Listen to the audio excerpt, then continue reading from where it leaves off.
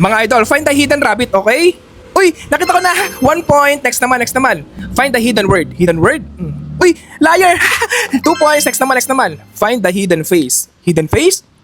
Uy, nakita ko na. 3 points. Next naman. Ay, mukhang mahirap to mga idol. Find the hidden number. Di natin nakita yung number. 3 points lang po nakuha ko. Kayo po, ilang points po nakuha nyo? Yo! After naman po natin humanap ng hidden images, humanap naman po tayo ng the best liar. Let's go! Yo! Tara muna mga idol, maglaro muna po tayo ng Liar's Party ng WePlay. Sa larong ito mga idol, pagalingan po magsinungaling, okay? Magbababa po tayo ng card kung ano po yung sinasabi doon. So star po ibababa natin mga idol. Pwede tayo magsinungaling mga idol, sana lang huwag mahuli. Let's go. So ibababa natin ay, try natin magsinungaling, yung moon. Yan. Okay? Parang hindi nila mahulaan na ako nagsinungaling si Kuya Jibe. Uy! What? Piling ko nagsisinungaling to si Agila. You! Mali nga, tama.